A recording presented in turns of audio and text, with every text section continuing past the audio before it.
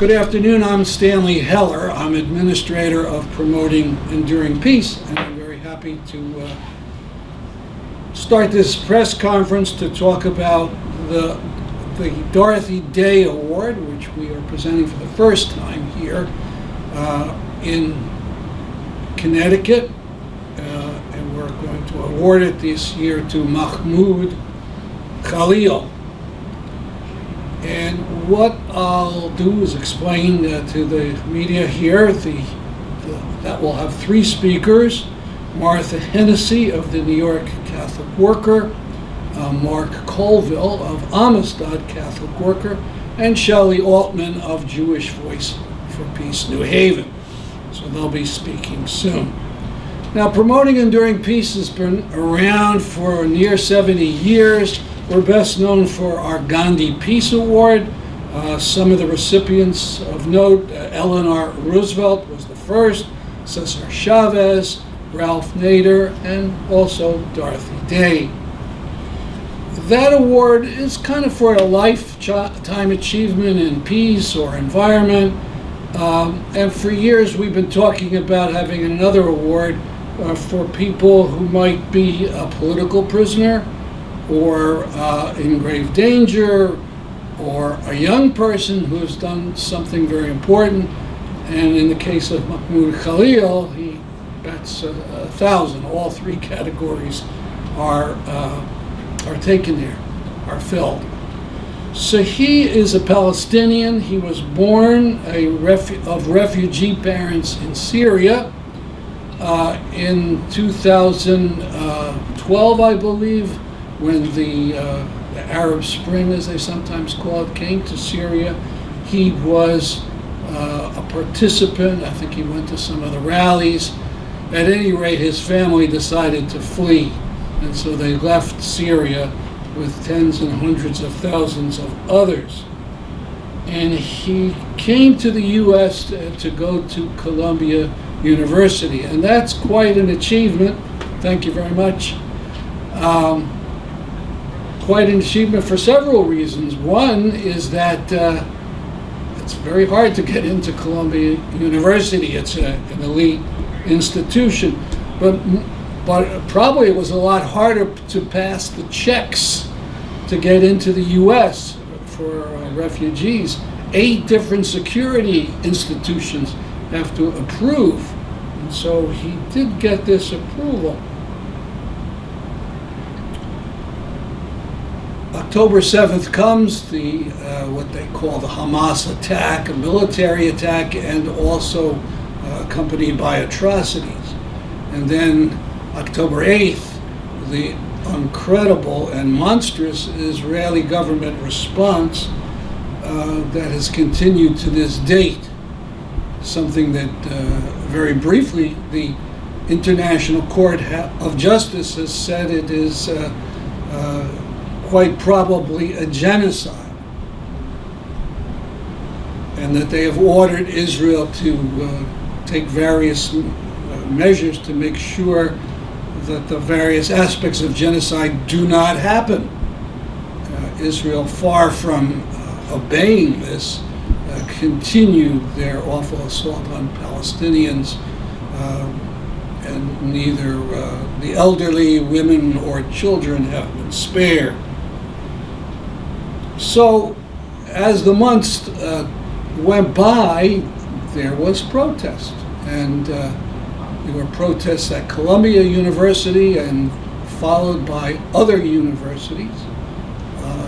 It spread all over, and Mahmoud Khalil took part in this. He did it openly. He didn't wear a mask, as some did.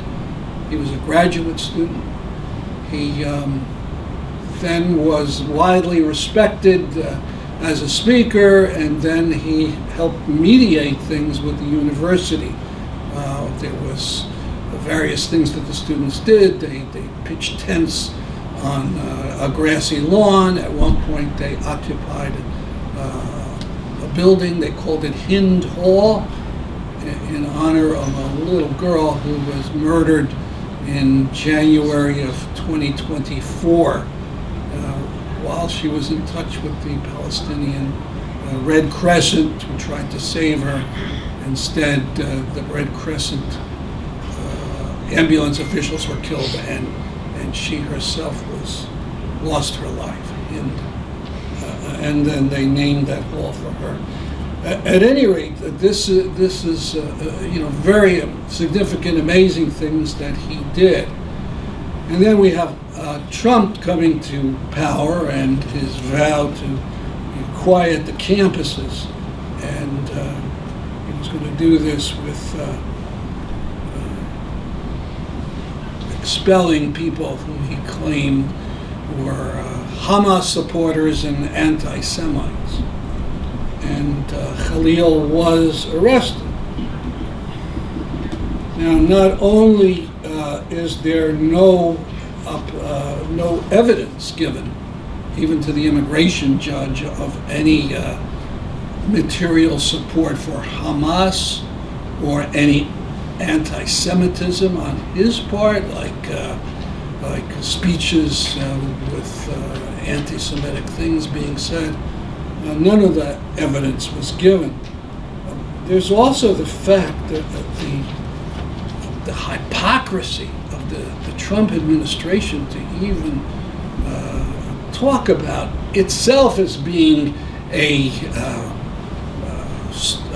institution that would defend Jews, given its record in its last 4 years in office and the things that it's been saying and doing in the years since.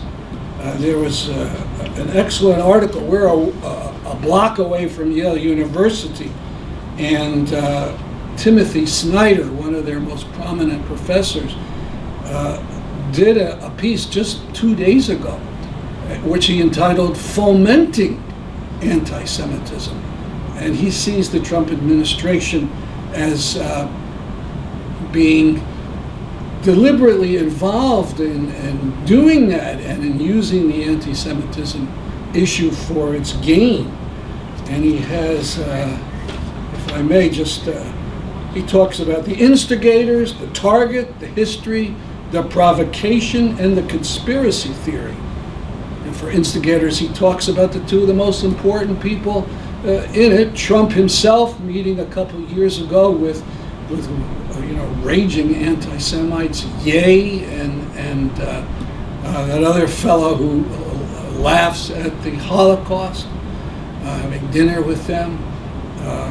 And then his number two, as some people call it, Elon Musk, who at the celebration of the inauguration does arm thrusts that are widely seen as copying that done by Nazis during their heyday.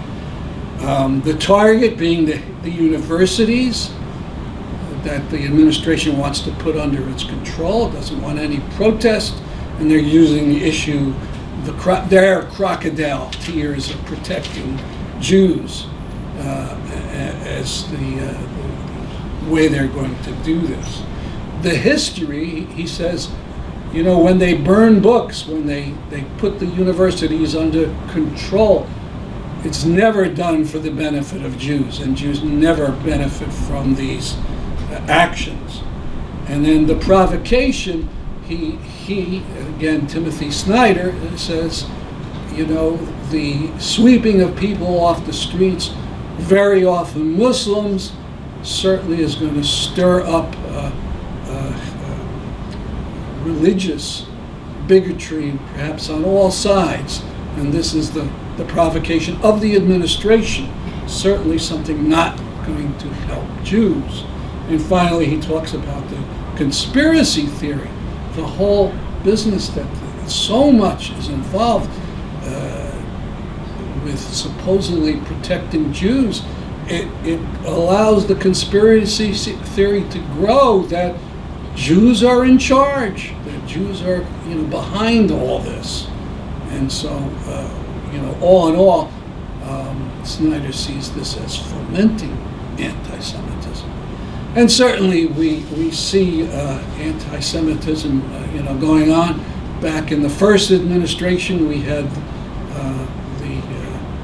the words of Jews will not replace us, said by at Charlottesville, and then the worst massacre of Jews in American history in Pittsburgh at the Tree of Life Synagogue.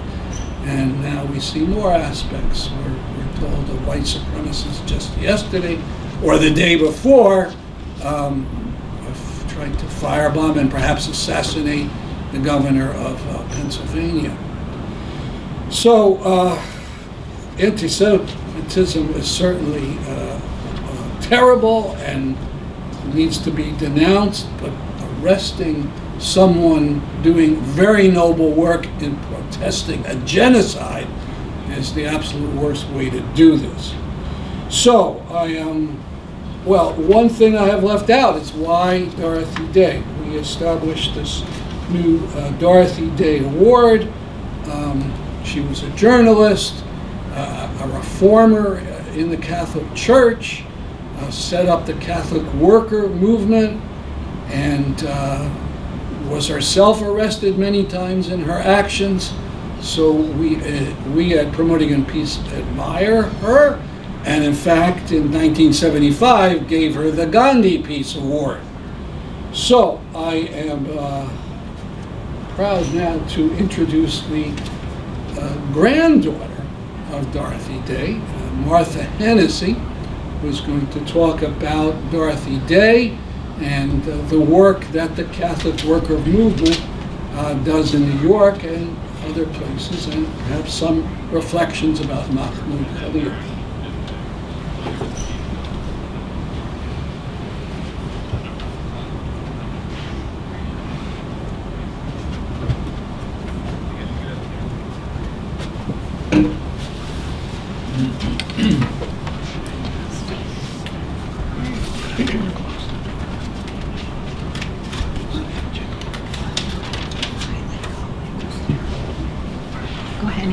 Well, thank you so much, Stan.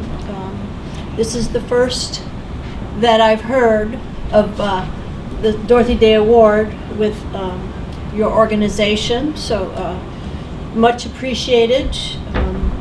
Dorothy is in the process of canonization of sainthood with the Catholic Church, and the Dorothy Day Guild has just recently put together a Dorothy Day Award. So I guess we're going to be hearing more and more of this kind of thing with Dorothy. So yes, she started the Catholic Worker in 1933. It started with a newspaper being handed out in Union Square, and it was a paper for the people of the street, for the unemployed workers, the displaced farmers. The Great Depression gave birth to this movement, this Catholic worker movement. And Dorothy kept her voice alive for at least 40 years, protesting war, protesting capitalism.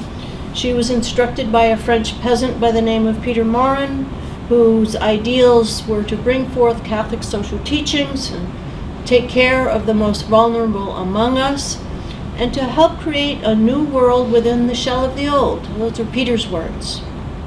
And so Dorothy, I knew her until I was 25, and she certainly had a large impact on my family and the community that she founded.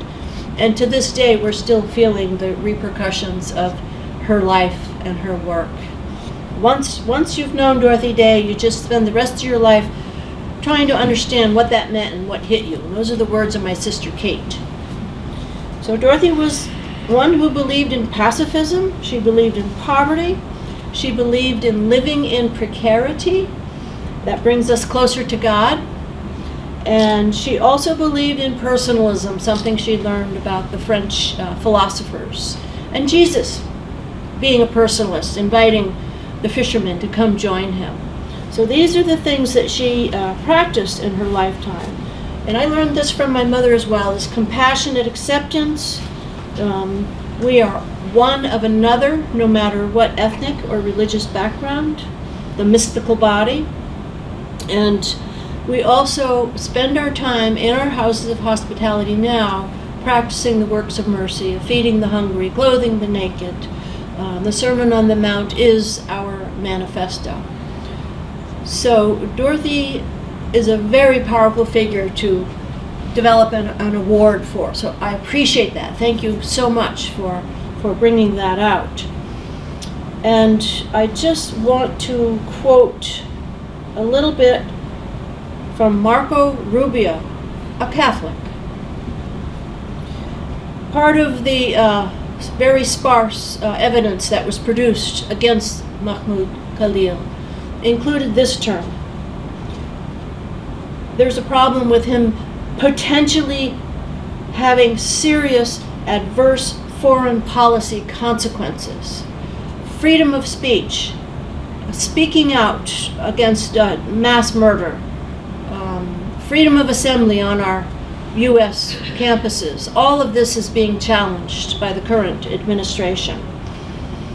And I myself am a convicted felon for protesting nuclear weapons, so I've had my taste of the judicial system, the courts, the prison. I was at Danbury Prison for 5 months.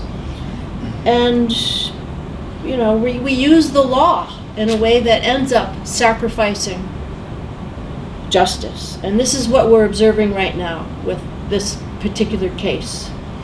And this is a demonstration of public dishonesty, of arresting him, taking him, snatching him from his wife who's expecting a child. And now when we hear from Mahmoud, one of the very first things he experiences is the pain and the suffering of other prisoners. And he gives voice to that immediately. This is the kind of person he is. He is what I would call a servant of God. He is suffering personally for what he has done in his work as a negotiator, and blessed are the peacemakers. And he has a wife who is expecting a child, and this is such a travesty, such a horrible human travesty that we're witnessing. And of course, he is, giving us an example of how we are to conduct ourselves. He is representing our families, our communities, in the work that he has done. And his name was simply thrown out to this administration. It's not that they knew who this person was or what he was doing, but we do have something called the Esther Project, which is identifying students who are protesting genocide. So, as we speak today, the Palestinians are being driven out of the Jordan Valley. We're hearing stories of sheep being starved, so that, I'm a farmer too in Vermont, we have sheep.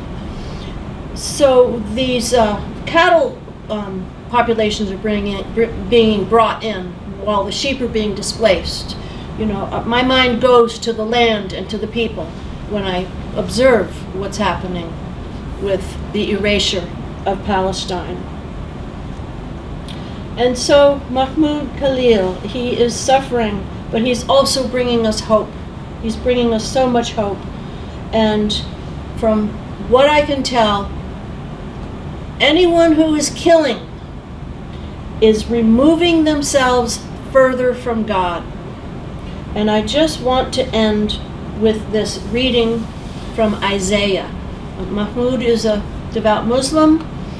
I feel that Dorothy, in her lifetime, worked very hard to be ecumenical.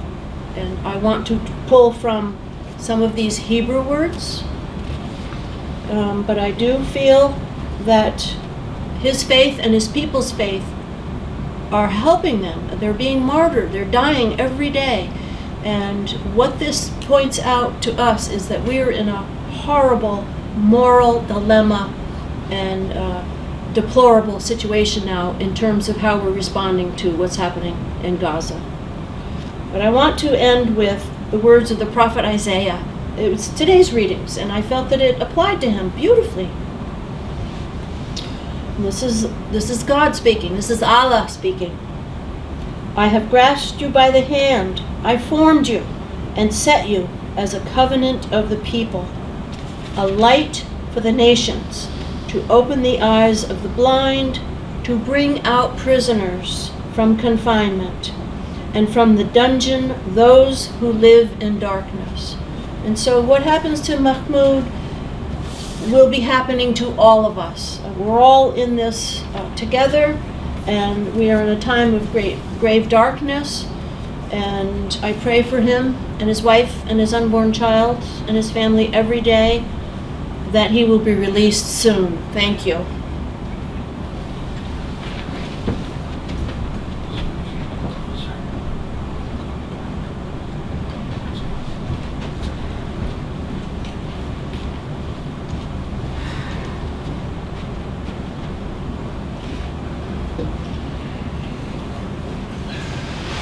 Now I'm happy to introduce Mark Colville of New Haven, where we're actually filming this.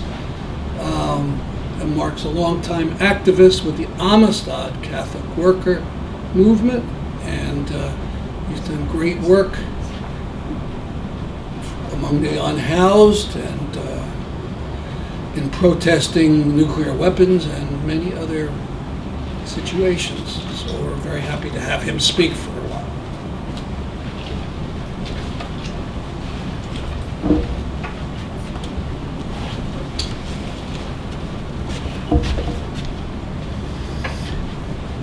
Well, thank you, Stan. It's a privilege to be here to speak about Dorothy Day and the inspiration behind this award, and of course also to honor the sacrifice and the witness of Mr. Mahmoud Khalil. I just wanted to say a few words from from a local perspective here. We started a Catholic worker house here in New Haven back in 1994, very much inspired by the life and witness and writings of Dorothy Day,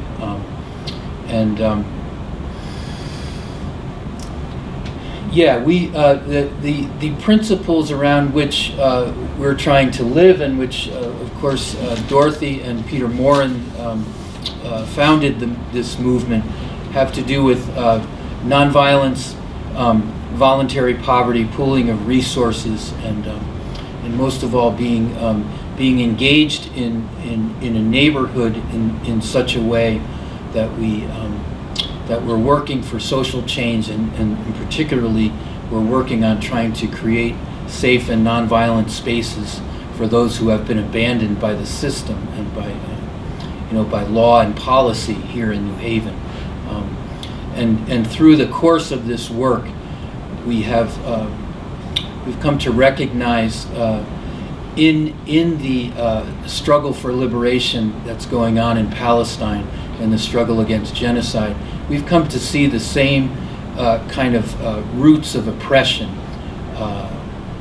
as similar roots as to those that are kind of promoting the criminalization of homelessness in our own community. And to put that in a nutshell, essentially the kind of oppression that we're dealing with is the denial of personhood as a means to the denial of land or place or neighborhood, or even the right to exist. We hear a lot about in the struggle for or in the condemnation of the Palestinian people. We often hear this term raised. Do you recognize the right of Israel to exist? I think Dorothy Day would, if she was here today, she would very much want to say that people have the right to exist, and until we have consensus that everybody has the right to exist, has the right to land and space and place,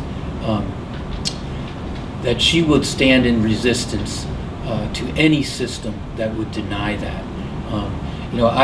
I came back from a delegation in Palestine back in early September. I spent about 10 days trying to accompany the oppressed communities there, and again recognizing there the same kind of oppression that we see in our own neighborhoods here. About 10 years ago, we here in New Haven, we made a public call to the mayor and the city government to designate one or more parcels of land on which people would have a human right to, when they're not provided with adequate housing by the state, would have a right to create their own home. And so we have a lot of people that are sleeping in tents in this city, and it's been criminalized for decades now. And so we're engaged in trying to turn that around. And the reason I mention it is because in the past year, actually about a year ago now, we witnessed a great movement on the campuses of our universities here in Connecticut, and particularly here in New Haven, where people in solidarity with Palestine set up encampments on the college campuses. Those were brutally disbanded by the police, again, right around this time last year in the spring. And the students here who, again, very courageously came out and tried to stand with those encampments have been themselves criminalized. And many of them have been intimidated by the response from the system, and so we're trying to stand against that. We very much recognize Mr. Khalil as somebody whose life and whose witness and whose current plight needs to be raised up and shown to the public. You know, his experience is a reflection on the state of this country right now. And again, I think that Dorothy Day is very much in solidarity with Mr. Khalil and with the movement for Palestinian liberation. And again, we're trying to, as part of the Catholic Worker Movement, we're trying to intersect or recognize the intersection of these movements, both locally and globally.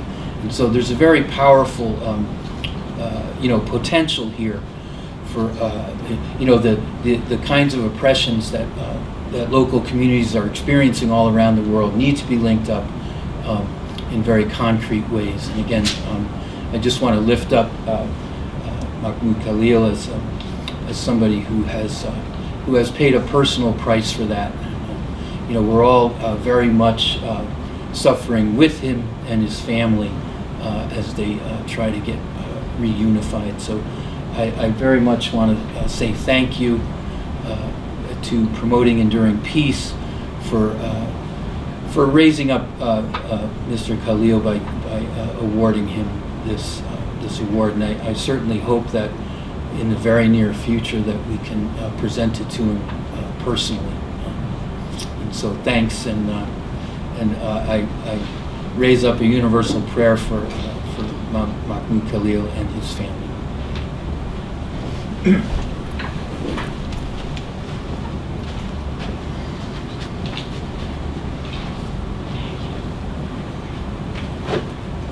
Thank you, Mark. Our final speaker will be Shelley Altman from Jewish Voice for Peace New Haven. JVP is part of a national organization that has been doing great work, and among other things shows the lie that Palestinian freedom means anti-Semitism. This group and others are Jewish groups are involved in supporting human rights for Palestinians. So I'll call on Shelley Altman.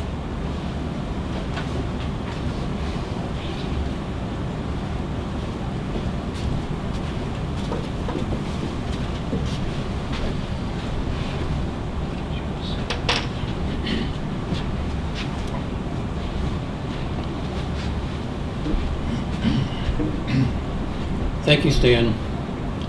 Good afternoon, everybody. When I spoke at the hands-off rally on the New Haven Green, last Saturday, my first words were, hands off the mouths of students who cry out for an end to the genocide in Gaza. I followed with hands off punishment of students by suspension, expulsion, disappearance, and deportation. Mahmoud Khalil refused to be silenced, and we must be loud and clear in our support of him and in the fight to free him. While speaking to CNN last spring, Mahmoud noted, as a Palestinian student, I believe that the liberation of the Palestinian people and the Jewish people are intertwined and go hand by hand, and you cannot achieve one without the other. Mahmoud echoes the core value of Jewish Voice for Peace, that of collective liberation. We are not free until all are free. This month, Mahmoud wrote in a letter from prison, students have long been at the forefront of change, leading the charge against the Vietnam War, standing on the front lines of the civil rights movement, and driving the struggle against apartheid in South Africa. Today, too, even if the public has yet to fully grasp it, it is the students who steer us toward truth and justice. In the immigration court, which refused to release him, he said, quote, I just hope that the urgency that you deemed fit for me are afforded to the hundreds of others who have been here without hearing for months. Mahmoud continues, I have always believed that my duty is not only to liberate myself from the oppressor, but also to liberate my oppressors from their hatred and fear. In profiling Mahmoud, The Guardian quoted many who know him. Mariam Alwan, a fellow organizer, says, Khalil is not some faceless protester. He is one of the kindest and bravest people I've ever met. Former British diplomat and policy advisor Andrew Waller says, Mahmoud is an extremely kind and conscientious person, and he was loved by his colleagues at the Syria office. Historian Zachary Foster said he was one of the kindest people he had ever met, generous with his time, open-minded and thoughtful. We keep hearing that word, kindest people I've ever met, kindest person I've ever met. I'd like to say a few words about the weaponization of anti-Semitism. Jewish journalist Emily Tamkin writes in the Jewish publication The Forward, and I quote, Passover teaches us why Jews should stand with Mahmoud Khalil. When we sit down to read the Haggadah during the first Seder on Saturday night, we will be discussing the history of Jews, the story of Jews' refusal to be used in a tyrant's narrative. The story of Passover is the story of our community's rejection of the role assigned to it by an authoritarian, and of their courage to imagine something different and better. I will read that story and think about how my government is trying to deport Khalil for his beliefs in the name of the Jews. Continuing, I will read the story of liberation and think about how Khalil should be free, should have never been imprisoned in the first place, and I will think how crucial it is that American Jews again find a way to reject our role in the story spun by a would-be tyrant and stand up for something better. I'd like to conclude with thoughts on anti-Semitism, once again from historian Timothy Snyder, who Stan referenced earlier. Dr. Snyder explains in a podcast this week that all the evidence is that the administration is seeking not to combat anti-Semitism, but to foment it. And paraphrasing Dr. Snyder, it is illogical, perverse, and destructive to go after universities because of anti-Semitism, forcing them to abase themselves over and over and over again to prove that they are not anti-Semitic. This is not favorable to Jews. If we allow the government to claim it is fighting anti-Semitism, when in fact it is fomenting it, we lose the concept, the word, the phenomenon, if we allow it to become just a stick by which people, including anti-Semites themselves, beat other people, just one more bureaucratic tool, then it can't be used for the thing it is meant to be used for, which is to describe a horrifying problem in the real world. I thank Promoting Enduring Peace for honoring Mahmoud Khalil with the first Dorothy Day Award. Thank you. So there's been, you said you made some efforts to reach Khalil, his lawyers, his family. No luck so far? Not yet, no. But obviously you'll continue your efforts. Of course. You know, I don't think we mentioned that there's a $1,000 prize in the whole thing, but there is. And so you have to find someone to take it, Yes, to accept it. we will have to do that. Did you reach out directly to I guess who runs the prison in Louisiana? That's a federal prison?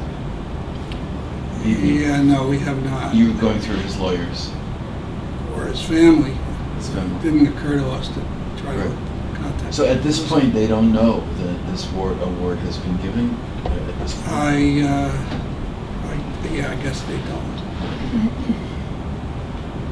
The prison is actually not a federal prison, it's a private prison, which the federal government contracts out. right. Does anybody know anything about the condition in the prison? Has anybody been in touch with anybody else? And who referred to? There was a letter from him that was published, so he's able to communicate. I referred to that letter. That letter was read after he hadn't been in communication with his attorneys or his wife for a while back after he was first detained. But eventually he was on the phone with them and dictated that letter to them on the phone. When does it dates from when, more or less? Oh, I have to think it was in late March. March.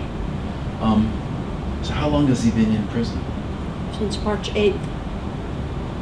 March 8th, and here we are, April, more than a month. So, to your knowledge, is there any activity going on down there, picketing, demonstrations, or anything going on that PEP will be participating in? So what's the next step, I guess, from your perspective? Well, it would be to contact the family Okay. and to hope they will accept this award and the money and Okay. then move on from there. I haven't heard anything about protests in Louisiana, but certainly his name is world famous at this Right. point.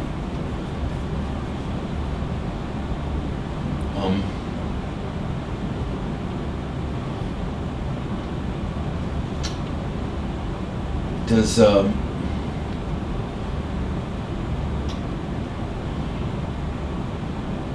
is there anything happening at Columbia now in connection with him? Is there an ongoing something or other outside of the campus, because he is? Last week, a group of mostly Jewish students chained themselves to one of the gates at Columbia in protest of his disappearance and detention. Specifically in protest of Colville? Yeah. And what they were arrested, I assume. Yeah, they were arrested. I'm not sure what the disposition of them has been since then. Were those Jewish? Were those JVP people? To your knowledge? They were unaffiliated students, but they were mostly Jewish. It was not coordinated by JVP. No. I think it's kind of essential to understand that that what happened to Mahmoud Khalil was an abduction. It was essentially a kidnapping. Which, and I say that because I mentioned that I had been about 8 months ago now, I was on a delegation in Palestine. Right. And the pattern, they call it there, what they call it there is administrative detention, okay? they take anybody they want, with or without charge, and they sequester them in places where family has no access to them. I'm thinking of a young student, a high school student, whose family we visited outside of Jericho, that was abducted, and she was abducted by the Israelis, by the Israeli authorities, simply because she was involved in a student council at her high school. And one of the things that, as the mother explained to us, that she was doing a lot of little local efforts to help the poorer students that she was in school with. Getting school supplies together and distributing it to students at the beginning of the year. Well, that was recognized as subversive activity, and she was simply accosted. And I mean, they came to the home and abducted her, and she was held for about 8 months. And released after I had returned. About a month later, she was released. But the Israeli government is claiming, and now, of course, the Trump administration is claiming the authority to simply take people without due process, and hold them indefinitely. And so, it's important to understand that this was not an arrest. This was an abduction. So has there been a charge against Khalil to this point? No, not that I'm aware of. And of course, Senator Rubio, his justification of that had to do with that his opinions, publicly expressed, are somehow a threat to national security, or potentially that. They don't even say it's a threat. They say it could potentially develop into one. So are you suggesting, or do you have any evidence to suggest that Rubio and the American administration is borrowing a page from the Israelis? I think that's absolutely what's happening. I don't want to put words in your mouth, but would you say that Khalil's situation is administrative detention American style? Absolutely. And I believe that that what they're trying to do is to see how much pushback there will be. Can they get away with it? Similar to, as I was trying to explain before, the kind of oppression that we're experiencing here through the criminalization of homelessness. We basically have a whole cross-section of people, poor people in this city that are not recognized by law or policy as having the status of personhood. And once you take people and put them in that status of non-personhood, then all bets are off. That's been our local experience here, and certainly I've been making that connection through visits to Palestine. Okay.